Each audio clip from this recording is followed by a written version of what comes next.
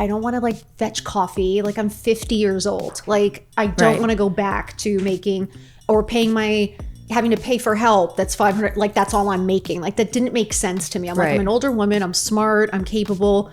But like, I don't want to start at the bottom. We have given the opportunity to women at home, especially mothers, to be able to start a business, be able to make their own money, literally from their phones at home with their children, and still be able to manage their home, be able to make something for themselves so they don't feel completely dependent on their husbands, which I think is the greatest thing you could do for your marriage. And I do think that like with social media, you know, you have made connections you never would have made. In 10 years, you'll wish for this ass. You know what I mean? So it's like, if not now, when? Like fucking let it out. Like let it out. Let the world see. Like if we all just let the nips out, let the cellulite out.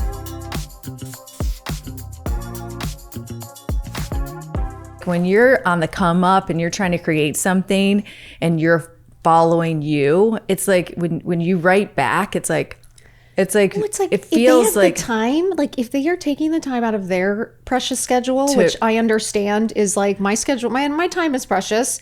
Like if you're taking the time to support me and taking the time to write something kind to me or to buy something for me and like support my family, I have plenty of time to write you back. Like, oh yeah, I love that. I just find it disgusting that I've had people write to me, you're the first person that's ever responded to me. And I was like, that's disgusting. Yeah. Like, sorry. Yeah, I'm really trying to build right now. So I'm writing all kinds of people and very often it will be the key to your success. Because like everyone's like, it's not overnight. It was 5 years of staying up till 4 a.m. every single night, responding to every single person in every comment. Like that's what built it. It wasn't, I guess we'll just keep rolling. What was the original goal? The original goal truly was, one, I was bored. That's the truth. I wanted something to do. So that was like first and foremost, like I knew I wanted to do something. And I knew I kind of was like, okay, what could I do? And that was like the biggest issue was always like, especially with my husband and my best friend, Erin, who was like, she's an orthodontist and the smartest person I know. And she was always from day one constantly saying like, you should do something. You're too smart. Like, why are you just sitting at home? Like you should do something. And I was like, I know, but I don't have time. Everything was, I didn't have time. Meanwhile, she's an orthodontist with 90 patients and 2 kids too. But I was like, I don't have time. I was like, I am the vice president of the board at school. Like, I was like, I'm very busy. Right. And I felt like I was kind of fighting it. I knew that I was meant to do more. But and were you on Instagram at that point, just randomly, casually? Like randomly, I probably for 2 or 3 years, genuinely was probably joined, and had about 500 followers, all a lot more friends than anything else. Sure. And I would just post, it was like just to post your outfit or like what you were doing, like everybody else. Like when you join, it was just like like you can kind of keep in touch with your friends. Right. And then my account got hacked. And right when I said I was going to maybe start doing something and maybe I'll, just start posting my outfits. Cause I kind of thought, John and I would talk and I was like, I just don't even know what to do. Like, I don't want to be an assistant.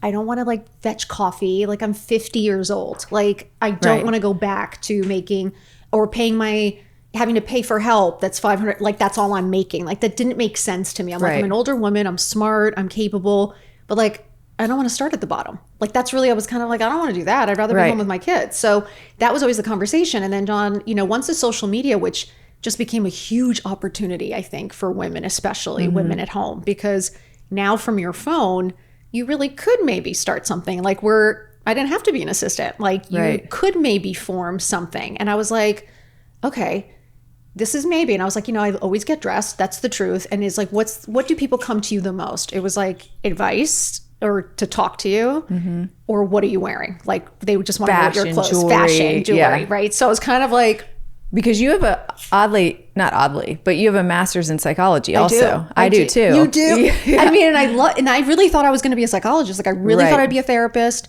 I love talking to people. I love listening. I love getting to know. So you had that connection piece. And I did love it. So I was kind of like, okay. And then I thought the clothes, I was like, you know what? I'll tag the brands. And if, they send me some free stuff, I was kind of like, John was on me about shopping and budgets and spreadsheets, and I was getting pissed. I'll be honest with you. That is where I started to feel a little frustration. And it was like, well, we should be further along now then. And why do I have to cut back? Like, I'm going to be 50 years old. Like, we should be. And it is. There's a resentment there. And there is this anger that I was kind of feeling of like, okay, I just want my own money. Like, I just want something for myself. So I was like, all right, maybe if I tag some of the brands, maybe I'll get some free shit. I was really just like, maybe I'll get some free clothes and then I don't have to shop so much. So and at that point, you didn't have a big following. So you were just kind of like, let me just try this. It was 500 people. And I was like, I'm going to take a quick photo in the mirror and see and just like tag the brands and see if they notice me. Literally. And what was the moment that you were like, oh shit, this might be a job? Like, when did it go like pop? Okay. So we get started and my account gets hacked, and I'm not joking. It was first world problems and I had a nervous breakdown. Like, you would have thought I lost my dog. Like, I was, for whatever reason, I don't know if it felt like I knew it, like I tried something and like it didn't, I don't know what it was. And I felt this like frustration and this anger. And it was about a month without my account. It was stolen by some Russian hacker, literally. It's still up, never got my photos. Instagram never did anything. We never got it back. It is still sitting there. So 2,000 photos gone. Everything was gone. A month in, I literally was like, I was just like looking at my phone, and John's like, are you really going to let that stop you? Like, for real? Like, you're just going to give up? And I was like, God damn it. And I was like, I'm not somebody who gives up. So I was kind of like, it just pissed. He's like, you're going to let somebody come and just like take your shit. And I was like, fuck. And I was like, all right, I'm going to try one more time. I'm going to make it shop with Caroline, because it's like, you're going to shop with me because that's what I like to do. Okay. I like wearing clothes, and you can shop what I wear is what like my mind thought. Was like, okay, whatever I wear, I'll link it, I'll tag. Mm-hmm. So shop with Caroline. I started it, 0 followers, 0, nothing. I remember the first photo, remember my little mirror in my bedroom. I was wearing an Ulla Johnson flowered dress. I will never forget it. And it was that first photo that said, I'm back. And I was like, and I'm starting a new account. Fuck this. No one's stopping me. I think that's all I wrote in the caption. I was like a crazy person. And they're like, okay. Like, okay, I guess she's back. And then that's where it started. So that's where I became how quickly consistent. did it, how much were you posting in the beginning? Like at that One stage? A day. Okay. Like, and how quickly did it catch fire? Honestly, I maybe got to 20, 30,000. And I stayed at, which is a shitload. Like at the time though, but again, you go into this whole, like, you're watching everyone else, and you get into this, like, how did they do that? Or like, how did they go viral? Like, because again, once you start watching and you're paying attention, I was like, okay, I stayed steady at 38,000, 3 years, like 3 straight years, posted every single day, 7 days a week. I've been posting every day, 7 days a week for 5 full years. I've never taken a single day off. Mm-hmm. So at this point, it was 3 days, and I was like, I'm happy with my 38,000. Like, I'm just going to keep plugging away. And you got to 38,000 just by that consistently every day. A lot of responding, a lot of commenting. I was going to say, I think your responding is like a little bit of the magic, because in COVID, I was following you, and I was very into your jewelry. And I wrote to you one time, my phone's off, I could pull it up, but I wrote like, where's this from or whatever. And you wrote back the whole thing. You were like, well, this one's like real jewelry, this, like a whole thing. And I was like, wow, like this is great, because I now don't have to figure out my own shit. Like, I like her shit. So like, where'd you get it? Right. And I was like, and you realize, like, the more that you connect, again, you build some sort of friendship and like some sort of a trust. Yes. And then you show that person that little bit of respect. They then tell their friends. Right. Because, she actually responds. She actually is a, good person. Like, you actually get information from her. And I think that is where the magic is. And like I said to you earlier, because I know you're building and growing and killing it.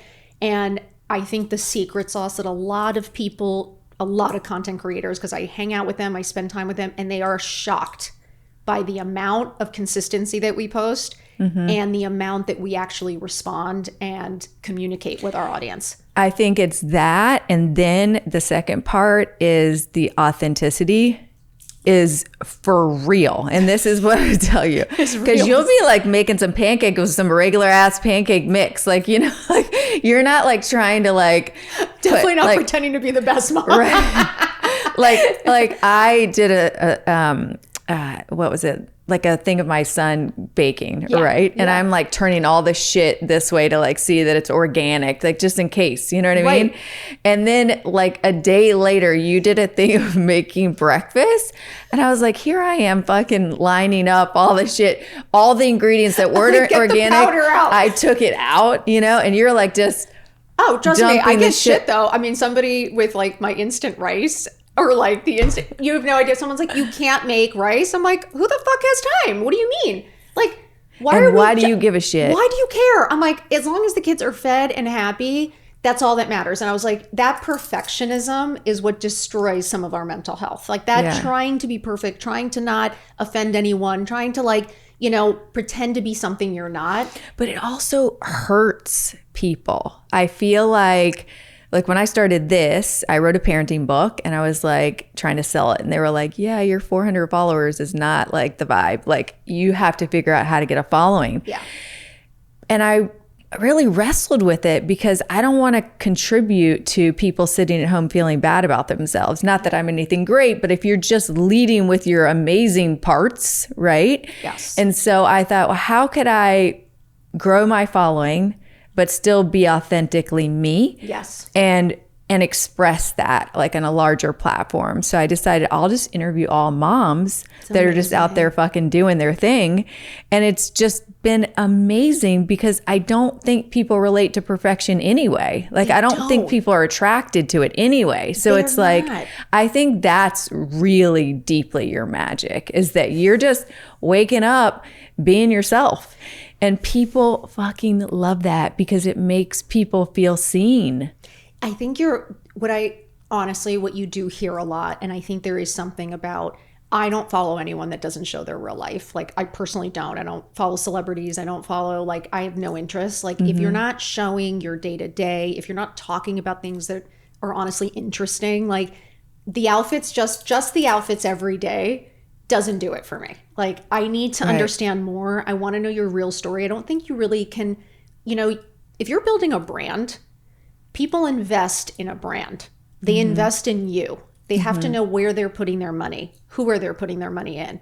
There is one thing that, like, again, that long-term success, you know, you can see someone and love them and just buy a bunch of shit, but then little by little, you're kind of like, oh, it's just the same bullshit over and over. But I think there is something about that real connection and feeling seen. Like, yeah, we all look like shit in the morning. Like we all, you know what I mean? Like we can all just get up with your dirty ass glasses. Yes. Like you don't. You know what? My manager, Shauna, I love you. When I say the text messages that come in after I post, and she's like, please clean your glasses. She's like, I cannot. And she sent me a box full of like glass cleaners. And I was like, I can't have time. I love that they're like, because my husband dies. Like he's like, babe, you got to clean your fucking glasses. Like it's disgusting. But it's like crazy. But the thing is I put them on my head a lot and I'll have dry shampoo, whatever, and it's like a whole thing. So one day I posted on my thing, PS, I know my glasses are dirty. Like I don't want to redo it. I don't really give a shit. Who cares? But there is so much freedom in this whole space. Like I know people feel like stress around social media. It is given me so much freedom to just really be like, I don't give a shit. Because I really don't. And I've kind of always been that way. But this is like another level. It really is. Of putting it out there. Because I know everyone loves to hear the negatives. And I'm not saying there aren't. There's of course negativity on there. We do get hate. We do have to, you do have to have thick skin. We do read things that hurt your feelings. And it's not always easy for sure. But I do think that the benefits of social media completely outweigh. For me too. Honestly, and I know that can be controversial, but the truth is we have given the opportunity to women at home, especially mothers, to be able to start a business, be able to make their own money, literally from their phones at home with their children, and still be able to manage their home, be able to make something for themselves so they don't feel completely dependent on their husbands, which I think is the greatest thing you could do for your marriage.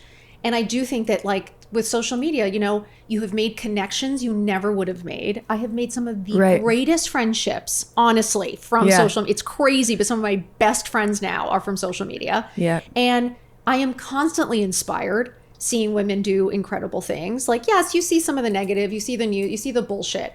But I think the good really outweighs the fact that women, again, can be empowered to make their own money and make something for themselves. Totally being themselves. Totally being yourself. Like, you don't have to act. Like, before you had to be an actor. I mean, you had to have an agent. And you had to go to like Hollywood and you had to sleep around and you had to fucking, you know what I mean? Yeah, like, if you think about it. And now you literally can pick up your phone and create your own channel, create your own show, create your own book. Like, you can really do anything. And that blows my mind. It blows my mind too. I mean, prior to all this, I was a pharmaceutical rep for like 10 years. And oh my God, that's a hard job. My best friend was too. Oh. And it's just like the feelings of inadequacy that I carried, and just like having to put my hair in a bun and have the suit on and have it all together. But like, I never quite fit, because I'm just like a little wild. Yep. And just, there was no freedom in that, because I was never able to really totally be myself, or at least I didn't feel like I could have. I probably could have sold so much more shit had I just shown up as myself. Right. But it didn't feel like that was an option, I think, during that era, whatever. And I think women now are just like popping out. We're just like being... It's incredible. But like, you're a big part of that. Like, you really are a big part of that. I mean, I'm honored to be, honestly. But the amount of women, like the dance, like from when I started in COVID, that have now launched businesses, and they're at Neiman's, they're at Nordstrom, they're like, they were sitting at home doing nothing. They have brands at Nordstrom right now, like at Neiman's. Like, they thought they had no opportunity. And it's like, the fact that you could, like, my goal is to just wake women up. It's like, give them some information to allow them, give them permission to like figure something out, because it is so empowering. And listen, I like the easy life. Everybody would love, I'd love to go shopping. I love to spend, yes. Is it nice to have all those things? Absolutely. And to have them come easily and be handed to you? Yes, that's easier. But there is no greater feeling than working for something and actually making it happen. Yes. And even if it makes $0, but like that project or that thing or figuring something out, it is so empowering. And it's not something I really understood until I did it. Because I think I was kind of always told to sit back, and always told to be the wife, the mom, to kind of be in the shadows. But I always felt like I wanted to be up front. That personality is too big. I don't know if you fit in the shadow. I can't. Like, it's one of those things, like, even with John, like, even when he was working, I would constantly be on him, because I'd be like, did you talk to this person? Did you go here? Like, well, what did you talk to the headhunter? Like, what are you doing? And I'm very much that hustler mentality of like, let's go, keep moving. Like, if that person doesn't work, go to that person. And John is definitely much more of, he's much happier at home. He's much more quiet. He likes to read and learn and be very prepared, and like the research, like he's great at all of that. Right. But he's not going to walk into that room and like figure out who's who and like figure out who to sit with and figure out like what to do. Like, that's just not his personality. That's my personality.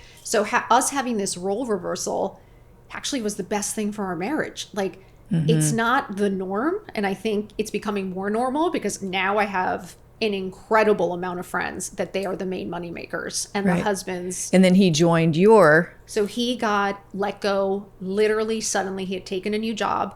We finally thought he had gotten that big break that I had been waiting 15 years for, genuinely. And I was like moving along, and I was doing okay. Like, I honestly was, like, we were there. I wasn't about to take care of the whole family, but like, I definitely was like, when he got the call, he had just gotten this huge promotion, this huge job. Within months, the entire team was let go overnight. Like, nobody said anything. My heart literally dropped, because it was like, you've got to be kidding me. Like, you finally get the break after 15 years. I've been sitting at home fucking pulling my weight. I felt very much like, what? And then I remember having this moment where I typically would have been a little bit resentful, and could have made him feel bad about it, if I'm going to be transparent with you. I definitely could have said a few things that maybe wouldn't have gone over so well and put him in a really bad headspace. Yep. And for whatever reason, I think I was feeling good, and I was feeling happy with what I was doing, which I think is the key to this story. And fulfilled, the reason I'm telling you. right. I didn't feel that same anger towards him. I'm like, I have enough going on. You're going to be okay. Like, I remember saying to him, like, you're so smart. You're going to figure this out. We're going to be fine. I've at least got something coming in. You look, we're going to be okay. And there was something about that positive reinforcement and that positive reaction to him. He actually, I think, felt more empowered and didn't feel like a piece of shit. for that, he was like in a better headspace. He starts like being like, oh, what are you doing? Like, can I help with that? And he just started helping. Like, he's like, you should really join TikTok. And I was like, I'm not fucking joining TikTok. Like, there's no way. And he was just like, just trust me. And so he started to help. That's where everything took off. So wow. He starts to help. Within 2 months, that was January. In March, we had joined TikTok. We'd been on for a month or something. We posted a few videos. One night in March, we woke up and 3 videos had gone viral. We had 30,000 new followers, like 100,000 followers. Like we went from what were the videos? Anything? It was the most ridiculous. Like that's how I was literally holding a glass of wine, walking across my kitchen that was a mess, and me saying "fuck it." That was it, and that was literally like it went from 38,000 to like 200,000, and then and then like within the next month we were at almost 500,000. Like it was one of those that within 3 months we had hit 500,000. Like, and then TikTok had grown to like 100. Like it was mind blowing. And that's where things shifted from a hobby to a full-time job. And that's where John was like, we just could not keep up with all the DMs, with all the messages. We couldn't keep up with the posting. We were like, okay, we need some help. If this is really going to be a business, like we need to get an assistant, like we need people being able to respond. We kind of understood like, okay, this is taking a turn. Like this is, and he's like, I think I'm just going to help you for right now. And he started helping me, and I started pushing all this Amazon stuff. I started pushing, and I started to like, he started to read all the analytics. He started to really understand who our audience was. And so we started to really dig deep to like, okay, who are these people? Who are we, connecting with? And what are they really looking for, and what really makes sense? Right. And so we started to do that, and we very luckily, we just blew up. And within 2 months or so, or 3 months, I was making more than John ever made in a full year, in a month. Holy shit. Like literally could take over. And you make the money off of my affiliate links. It was literally and that's just still links. the big. It's still our biggest income will be affiliate links. And then which Amazon is your biggest. My biggest, greatest, like we have an incredible partnership. It supports my whole family. We are very, very grateful to them and to everyone who trusts me to make sure that I'm picking out the best things. But like that has been an incredible journey. And then obviously all the other affiliates like ShopMy and Like to Know It. Yep. And then the brand deals now, obviously at the beginning they were, you were kind of just wheeling and dealing. Within that 2-year period, I got an incredible management team. Then I got the podcast, Dear Media, Michael and Lauren were following. So they offered me the podcast. And then we ended up this year signing with DBA, which was like my dream was to sign with them. They're incredible, and they handle the biggest influencers it's been. Right. So they took things to that next level. Yep. And now it is a full running, like we have 5 people on my team at home. We're still looking to hire one more. So they just show up like a work day? 10 a.m. Everyone starts showing up. We have 2 full-time assistants in the home. We have one that's And they leave at 6 p.m. And then your house is like a regular house. It's a regular house. Like first thing in the morning, it's the kids, and we get everybody out. Then I get my coffee talk, my workout, my thing. That's the funniest thing though, because it's still, I mean, I know it's a machine, It's a machine now. But you still move like it's just you in your pajamas. Literally. And it is. Which like, everyone's in my house. So it's crazy. Like everyone's just like sitting in my house. We're all just like hanging out, and we'll just bust out content. Like we have a schedule, and like during the weekends, I will film a bunch of things, save everything. During the week, we'll have a schedule. Kayla knows exactly what she needs. We'll make sure that's all filmed and uploaded. It is a machine now. Like we shoot 10 to 12 reels in a day. Wow. We post 4 times a day on 4 platforms, 7 Do you days like a week. No days sit off. around and like dream up what kind of stuff you're going to do? Is it very much in the moment? Like, are you trying to get across a certain point or vibe? I think early on, I figured out like a recipe, and I think that's something that for us worked really well because we weren't one niche. We weren't just fashion. We weren't just, and that's could be very complicated, to be honest with you. The algorithm does not favor that. Yeah. It favors a very specific niche. They know how to push you out. They know exactly what you do every day, and that's easier when you are multifaceted and you are showing different things. It is a little bit harder, but for me, we kind of figured that I felt like I was more of a variety show, and I kind of, I post that way. So it's like the morning is the motivation, like the afternoon is the get ready. Then there's something funny. Then there's maybe a family thing or a cooking, you know what I mean? We kind of keep that. John hung over, like cracked me up. Oh my God. Face down, like. He woke up with his pants around his ankles in the bathroom on the floor. I was literally like, are you okay? Like, what is happening? He was wasted. I mean, he had so much fun. Is he ever like, Caroline, like this doesn't need to be on? Like, is he ever like. No. Really, no. Like, it's funny. It's funny. He's quite private and like not private in the sense that like I can say anything, but he's shy, but he's not private. I feel like you've eased him into it because like there was no John and then there was a tiny bit of John. Then there was John in the morning, like having his coffee, but just like showing him for a second. Yep. And then he's like talking. And now he's doing podcasts with me. Right. And he's podcast feels more like his lane. And it's great because he does research and he really loves it. He loves that argument, you know, like to bring that other perspective. And like he does like it more. Like he, you know, he will join in on some of the reels and like he obviously understands the benefit of it. It obviously, you know, even the kids, they don't want to be on camera anymore, but they understand that this is a business. This is how it supports us. Were they on camera and then when they came to you and said... Sawyer, yes. When he hit about, I think last year, freshman year. He was like, Mom, just, I don't want to, like, don't film me. Or like maybe, and I always ask permission, can I just shoot your outfit? Your face won't be in it. Or can I film you from behind? Or like, he really is like, don't do it. And he's a freshman in high school. He's now a sophomore. Okay. And, you know, a lot of his friends follow me, which I'm so honored. A lot of the girls from like on my TikToks, I have girls who post, like they get photos of him in the hallway and then post it to my TikToks and they're like, say hi to us. Like where was, you know, so I think he loves it. Like he loves it. He understands it. He appreciates what I do. The other day he like actually said, he's like, Mom, you're pretty cool. Like I got the cool. I mean, what else is there? But I was like, I love you. Like he's not embarrassed. I even asked him once, like, you know, when the girls took the photos, I was like, I am so sorry.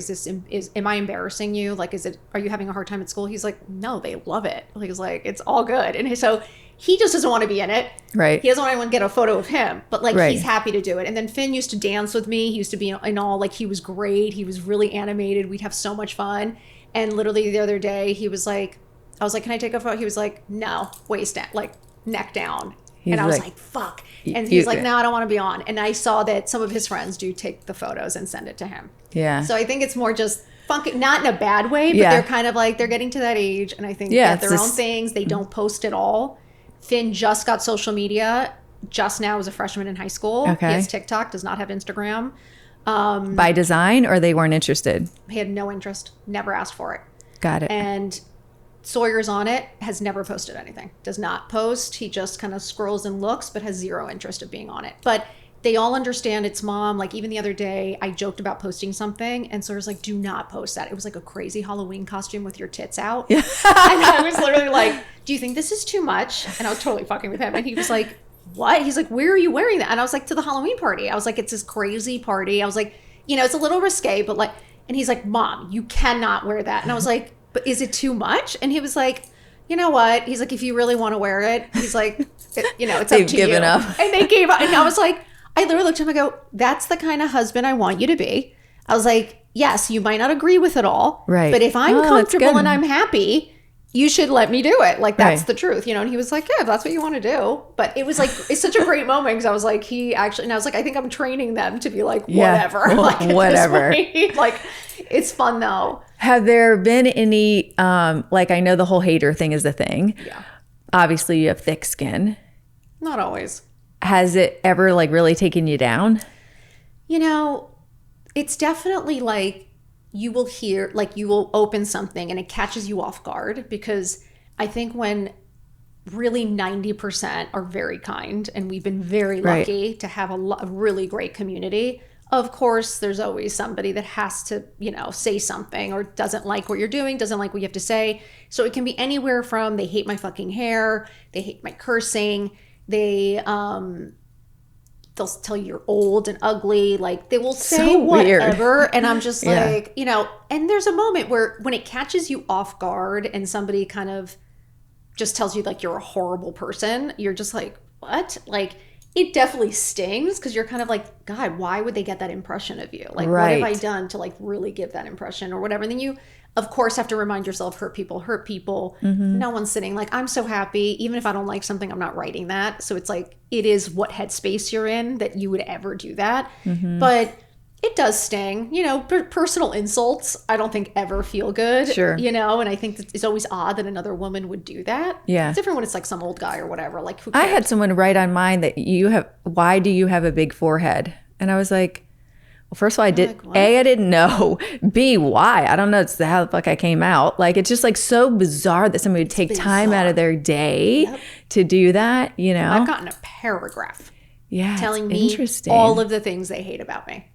Interesting. They hate the way I talk. They hate the way I say this. They hate the way I breathe. They hate my messy So hair. knowing, I was like, so what are you saying? Is there anything you like? I was like, so you don't like me. Right. I was like, shit. So with that being said, how did you come up with the idea to post the video of your cellulite? And were you nervous, or are you just at the stage where you're more motivated by helping people feel good about themselves? Like, I felt like that was a big move. It was huge. And I think it's something that actually I think was the first thing to ever go viral, like on Instagram, to be honest. And I think that definitely opened that door to make you very human, because it is. I watch it, the amount of filters being used. I think the biggest thing I ever did, the scariest thing I did was taking off the filter. Because at the beginning, I had the crazy cheeks, like the clown face. I don't know what I was doing. I had to go back from my book to like go look at all these old photos.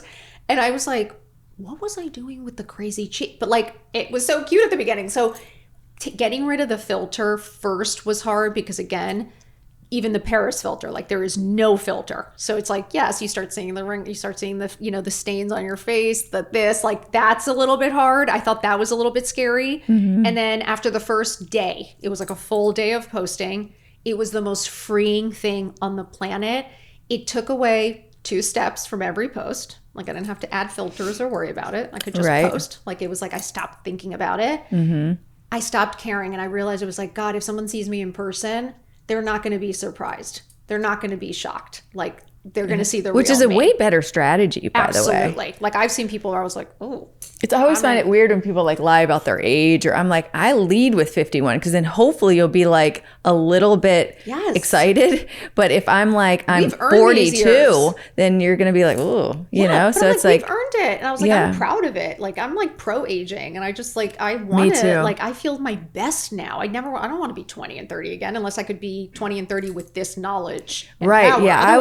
I would trade the tight ass for this perspective all day long. Me too. All day long. Because we can get the tight ass, but you can't get the perspective. Oh, kind of. It's a tough. Like if we worked our asses off, we could. Yeah. But you can't get the perspective without the experience. Right. It's hard earned. It's hard earned. And I'm like super proud of it. And so taking off the cellulite, that is one of, and I'm being brutally honest, probably my biggest insecurity by far, my entire life. Right. So then to show it to the world is just like, I really was like, I will never forget, because I was like outside. I remember the sun was shining. Yeah, you went full sun too. You did not fuck around. It was every dimple on my ass, on my thighs. I was like, oh God. And I watched it back before posting. And I remember was like, okay, you really fucking see it. Like there is no going back. And I was like, but what if like I don't have to care anymore? Like what if I show it, now everybody sees it, now you can't say anything. You can't point it out to, like, you can't be like, oh, like if I thought I was being hot shit and somebody was like, oh, look at her cellulite. Like, oh, you're not that hot. Like I was just being vulnerable and being like, this is the real and this is what it looks like. And I just want to be free from it. And I just want to enjoy myself. And I want to jump in the pool with my kids. And I want to be able to walk on the beach without finding the fucking sarong or the muumuu or the damn towel. Like I just want to be free. Like I'm so sick of this. And I just remember I was like, fuck it. And I just like posted it. And when we saw the response, I cried. I did. I was like, oh, I mean, you know, I have women now sending me photos of them in their bikini. I have 80, 70-year-olds, 80-year-olds. I have overweight women that look absolutely stunning. I have women that say they have not even been at the beach or the pool before. And now they're in a bikini, jumping in the pool. Like it gave women permission. Yes. To like, it's normal. Like, this is, yes, you could look good, but like, we all fucking have it. Like, but this, what are you going to do? What are we going to do? Yeah. Like, just like be miserable forever and like never jump in the pool and never wear a skirt. Like, that's not an option for me. Like, I want to enjoy life. And it's like, in that moment, I have never covered my legs again. Never. I walk around the house in short shorts. Never done that in my entire life. Short skirts, skirts, like... Because you grow up thinking, like, I grew up in a family pretty fitness focused. My dad's a doctor in exercise science, but my mom has always been very thin and very beautiful, but she always hated her legs my whole life.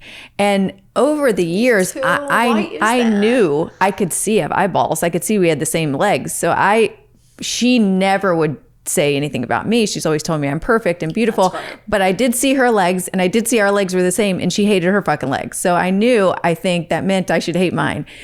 And I never wore shorts ever. One time when dating my current husband, I came out of the bathroom in a shirt, that was short. Yes. So you could see my legs. Yes.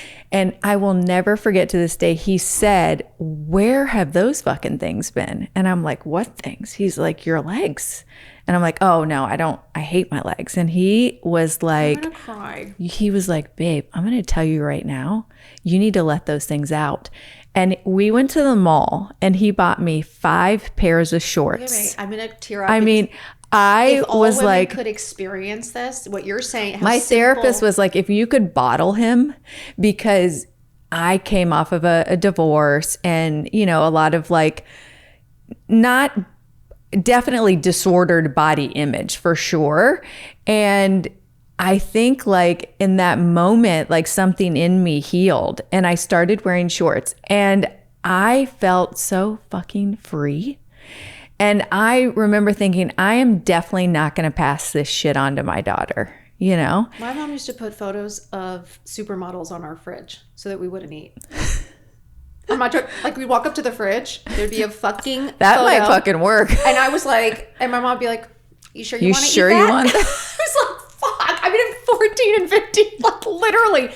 And it's funny because my sister became extremely overweight. Yeah. And I was always very thin and like just always worried about, I would work out 5 hours, like, do the 5-mile run, do this, like constantly dieting, constantly worrying about being thin. And it's just funny how freeing it is. Yes. It really, and it's so special because with John, like the other day, honestly, and I'll show you the photo, he took a photo of me that I normally would have been mortified, to be honest with you. He sent it to me with like the Google eyes and this like hottest thing he's ever seen. Meanwhile, I was like, that looks disgusting. Like, it was like my butt, it had like dimples on it, like half my leg. I was wearing these like short, tight shorts. Yeah. Like, and I just remember like the way we see and torture ourselves. Yes. And it's like, no man is fucking throwing you out of bed because you have some cellulite. And not to mention, this is as good as it gets. Like, literally, right? In 10 years, you'll wish for this ass. You know what I mean? So it's like, if not now, when? Like, stop fucking let it out. Like, let it out. Let the world see. Like, if we all just let the nips out, let the cellulite out. Like, yeah, it's just one of those things that that's a movement we should start. It really is, because there is something. Rip the towel off, show it off, because once you gain that power, like that, it's so empowering and so freeing. There is something that like you don't pass it down. Yes. And it's like what you said, like my kids, we don't talk about food. They're not worried about food. Mm-hmm. No one's stressed about it. They see us work out. They see us eat well. Like, it is one of those things that it does affect you. And I loved what you said about you could keep telling somebody they're beautiful, but your kids are watching what you're doing. They're watching what you're doing. And saying. And they hear how you feel about yourself. Yes. They do. They watch it. I feel like that. Like, I was able to break that. My daughter is 19 and she is... I can't even imagine. She's perfect. She must be amazing. She's amazing, and she does not struggle with body image. She really doesn't. Like, she will sit there in a bikini and eat a burger, Good for and I'm always so fascinated by it because I spent so many years not feeling that, I would have had frozen yogurt, fat-free, sugar-free frozen yogurt, and that's all I would eat an entire day. Yes. Like we tortured Well, we ourselves in also high grew school. up in the era of thin being the Starvation, thing. too. Yeah. And these girls, say what you want about the Kardashians or whatever, but they did bring the body to life of like it being okay, not even okay, it being great. That Normal. Yeah. Like the Ashley Grahams. I mean, I Yeah. love, like, yes. Yeah. showing, Like be a body, like yes. be a person. Yeah. Absolutely. And I just think it's just changing, and it's amazing to watch. It really Yeah. is, because 90% of women have body issues. Yeah. And if we can change that, And we're all just going to fucking get old and die. So like, let's just be and enjoy it and let it out. we're all gonna fucking die. God, hopefully it's when we're old, but like, but still, it's like enjoy, now is you so get one shot at this. I think people forget you have one life. That's it. Yeah. And your kids only get one mom. Yeah. And I think we forget, like, they get one mom, and don't you want One time. one time? It's like, don't Yeah. you want them to see the best version of My you? dad said the other day, we were talking about like travel and stuff, and he was telling me that they were going to go to Japan, which I was surprised by because my parents aren't really travelers.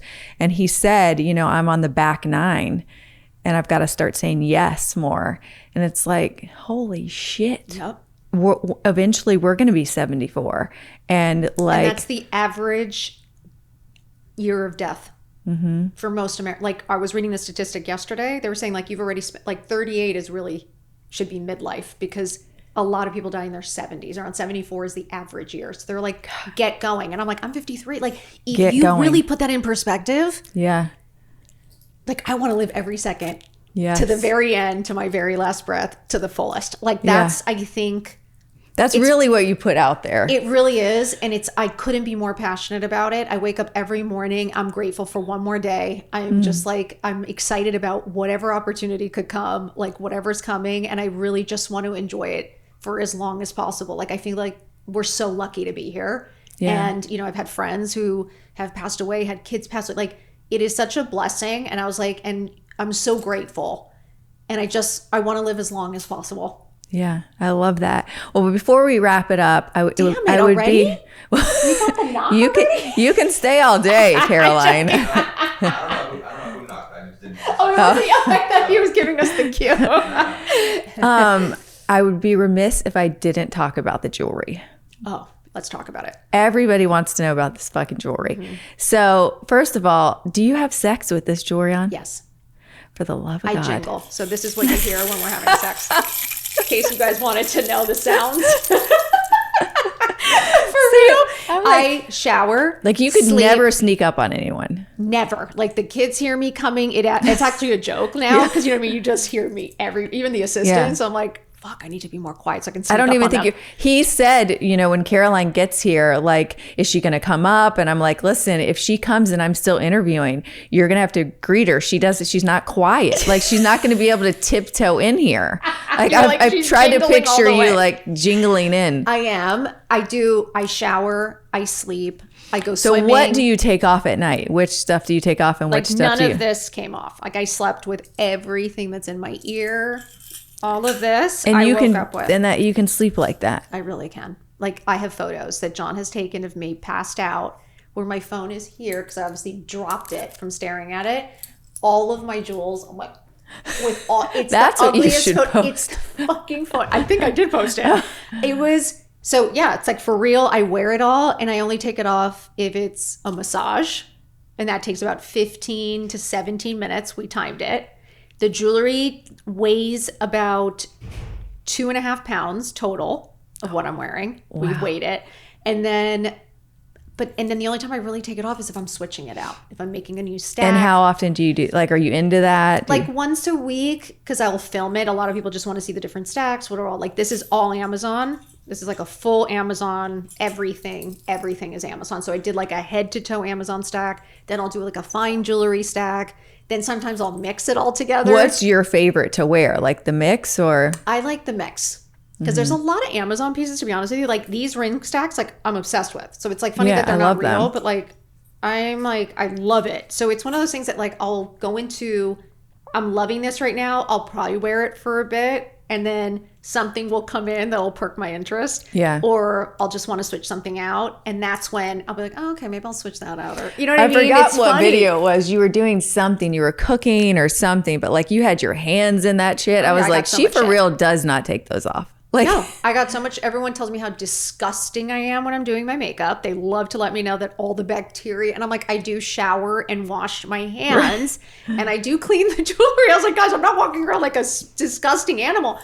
And even after I do the food, of course I'm washing my hands in the jewelry. You know what I mean? Like I'm washing everything off, but yeah, I do not take it off. I love that. And I love it. And it feels like my armor. How did it start? You know, my dad wears a lot of jewelry. My dad passed away 2 years ago, and my dad's Cuban. He had a neck stack always. He wore bracelets. He had rings on. Like, it's funny. He always had dark sunglasses. He was like Blake Carrington. He was amazing. Love it. And so he wore jewelry. My mom loves jewelry. Is your mom Cuban? My mom is Cuban, but was raised in Venezuela. Okay. But yes, both Latino, both wore jewelry. I died when John was talking to her in Spanish. He tries so hard. He's so good so with her. cute, and He's she amazing loves with her. him. You can see it. She's like literally said to him when I wasn't home, she's like, if Caroline wasn't my daughter, like she made at 87. I was like, the thought that you think he would even be interested in you fascinates me. But she flirts with him. She will come up behind him, and give she him dances kisses. with you. Yeah, she's so she cute. loves John. But like, it's just an incredible.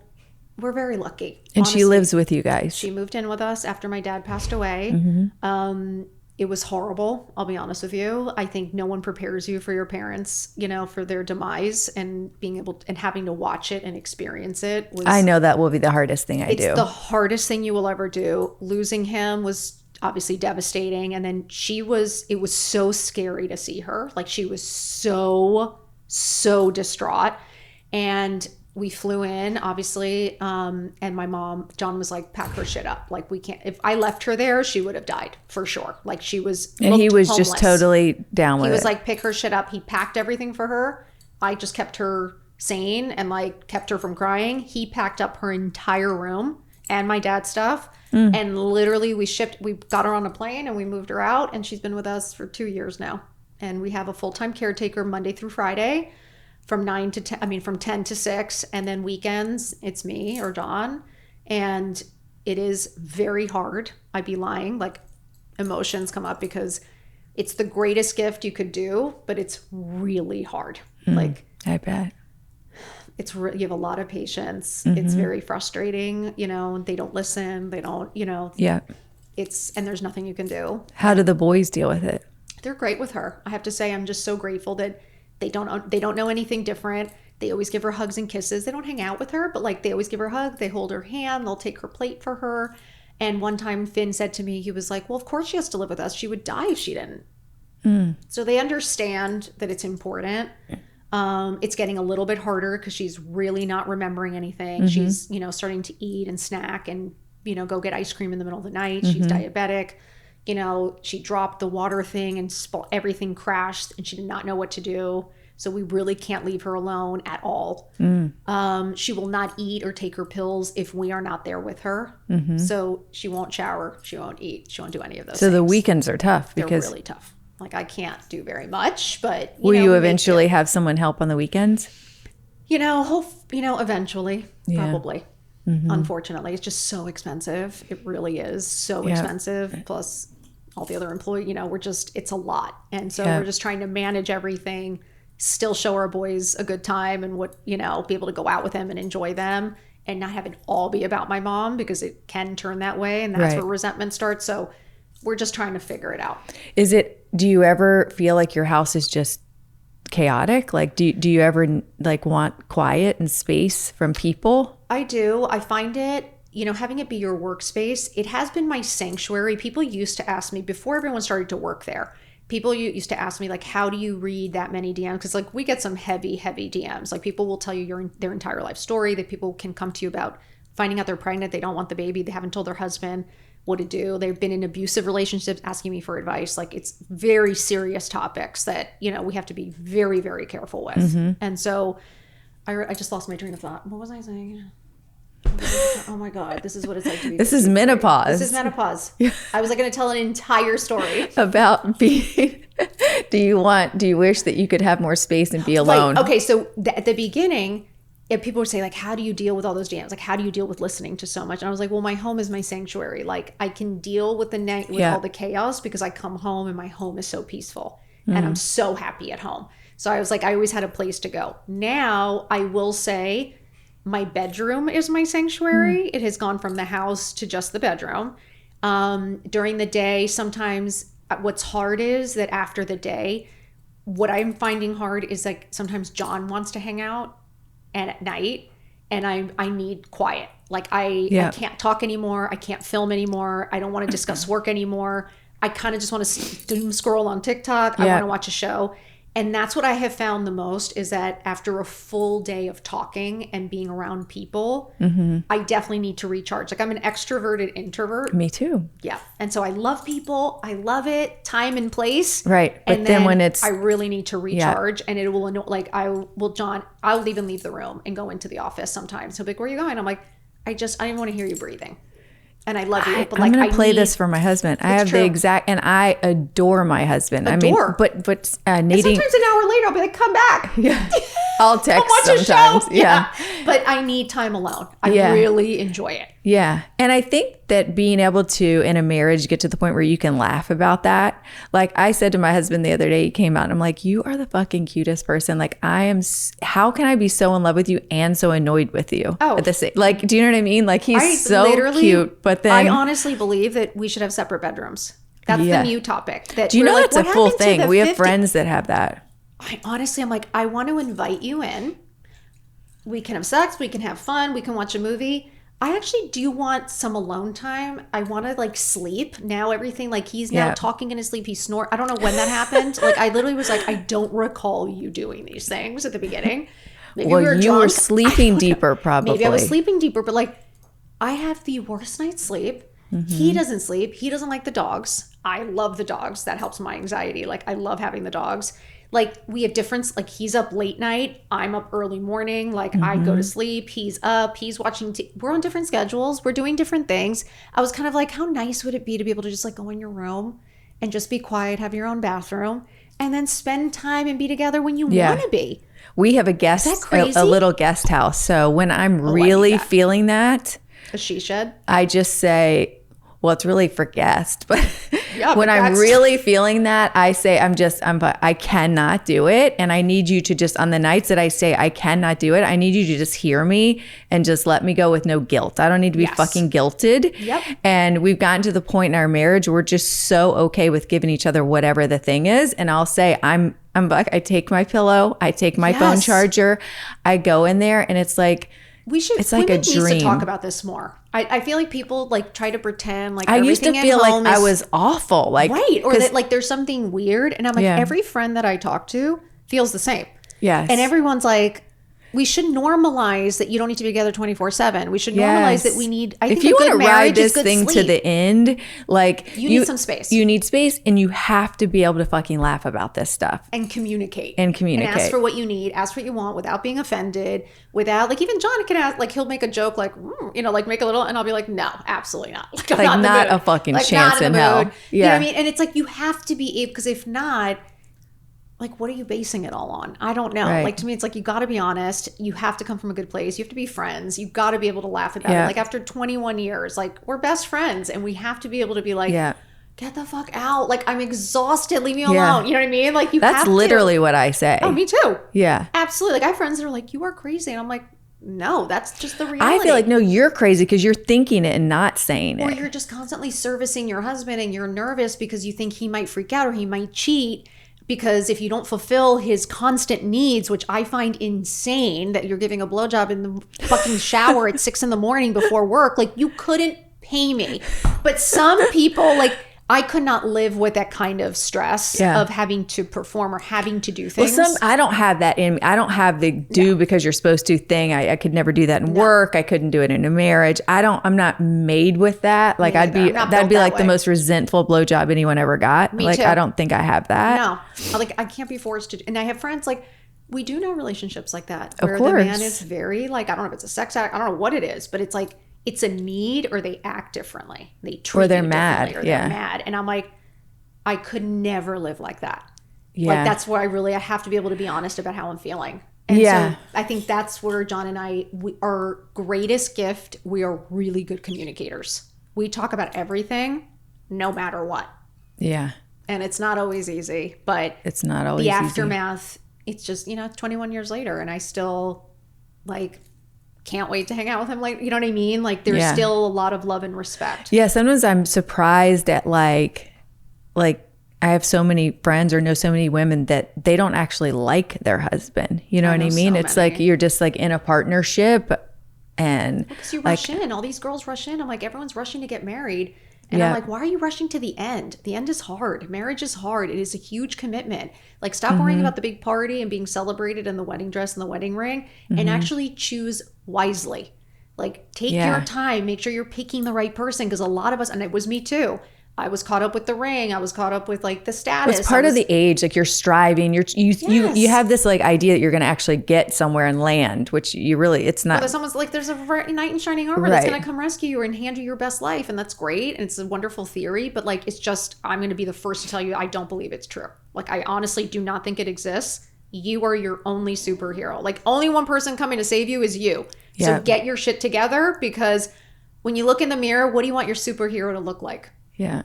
And I want her to look badass. I know that's for sure. Like I don't want some fucking messy hair or crazy, you know what I mean? In a bathrobe coming to save me. Yeah. I want the one who's fucking ready.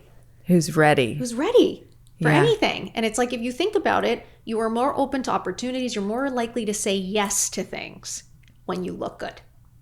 When you look like shit, you're like, no, I'm not going to lunch. You're like, no, I don't want to go to that. And looking good doesn't have to be a put together thing either. It's whatever a fucking vibe. You know what I mean? What does it mean to you? Yeah. It means something different to everyone. I have friends who love to have their hair done. They don't care about makeup. They just want their hair done. Or someone loves her nails. Like without the nails, she doesn't care about anything else, but she's got to have her nails done. I'm like, that's what I'm talking about. Do what makes you feel like the best. What gives you that pep that you're like, fuck, I feel good. Yeah. Whatever that I'm is. like a patched up look. You know what I mean? Yeah. Like sometimes it's a thrown together love it vibe, or like I always have like a safety pin on my bra or like something fucked up, but like I love it. It's an feelings and energy. It's just that effort you're making. Yeah. Like I don't think people understand that your mind is so powerful and it tricks your brain to to thinking you care.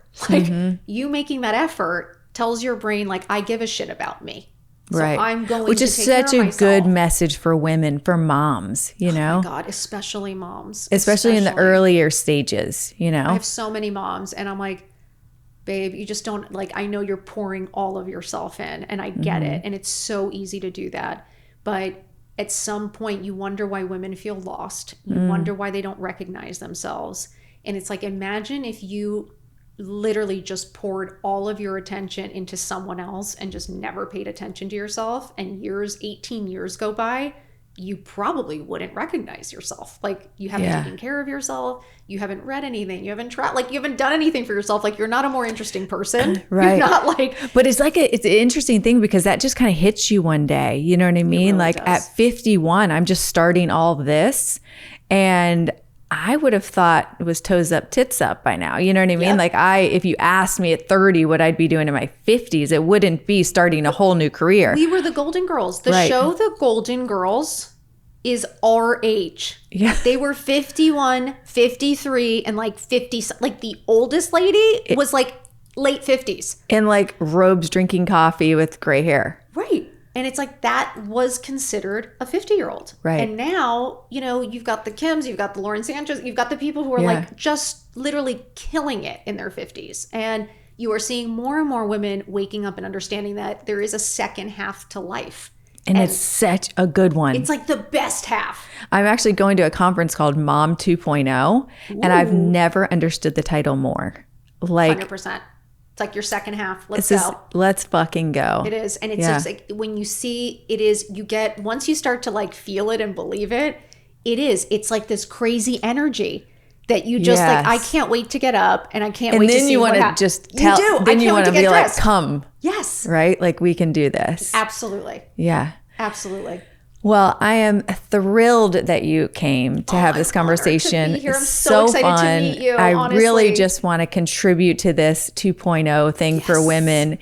So, A, what's next for you? Okay. And B, where can people find you if they're living under a fucking rock and don't already know? I love you. Thank you. First of all, just thank you so much for having me. I so appreciate it, honestly. And You can find me on Shop with Caroline on Instagram and TikTok and YouTube and I don't know what else. Everywhere Facebook, that John everywhere. is. Yeah. And then the next few things, we're writing a book right now. So Yes. we, Hay House bought our book. So we're really excited. So what's the premise? So the premise, it's called Finding Your Happy in the Hard. And it's basically this whole story. And it's basically truths, basically talking about the hard and then how do you find your happy in it. So I talk about all of my hards and then how I was able to find my happy in them. And I think it's just an important story to just hopefully inspire you or motivate you to just not give up on yourself. And it's like, if you were even thinking that it was over, I just want to be that little reminder that it's not. So I think it's just more motivational about what is possible for you, even if you think it's not. I don't know. So we're really excited to be working on that. That's going to be coming out December 2026. So next year, 2027. Oh, 2026. Okay. So literally a year from this December. Okay. We're going to be in book tours and everything. So we're really excited. My book's coming out January 2027. Oh my God, we have to do something together. Yes. That'd be so fun. So I'm so excited for that. We're also, we are signing a development deal for a TV show that we're developing that we're really excited for. And what's that about? It's going to be kind of a makeover show. It's really about me coming in and putting you in front of the mirror, making you have to look. And then we're going to do a little makeover, find your happy tools. And then we're going to have you look in the mirror again at the end. And see how that makes you feel. So we want to bring positivity back to TV. I'm sick of love the house. I love all the reality shows. I really do. I'm a junkie for all that stuff. But I'm really tired of the negative aspect. That's always drinking, drunk idiots. And I really want to show women in a different light because there's a lot of us that are not dumb, drunk idiots that are doing good things and they don't show it. And this ties in your psychology stuff too. I love that. I love it. And so we're really working on that, hoping that goes. And then we're just I got a brand deal with L'Oreal coming up to Miami. So we're really excited to hang with them. And it's just been really fun. Brand deals, working with just, being able to be the face of In Beauty. We're working with some incredible brands. So to be able to work with these women, these powerful brands, showing your real skin, hiring a 53-year-old to be the face of a moisturizer is insane to me. And it's happening. And I'm like, things are changing for us. Like they're actually hiring 53-year-olds. It's incredible. So I hope to keep pushing that envelope and keep opening doors so that these brands see that we're actually an incredible demographic. We are. And they've been sleeping on us. Time to wake up. Yeah, we're the ones that spend. Yes, so I love it. You should be showing us. Well, thank you so much. This was amazing. Loved meeting you. Honestly, you too.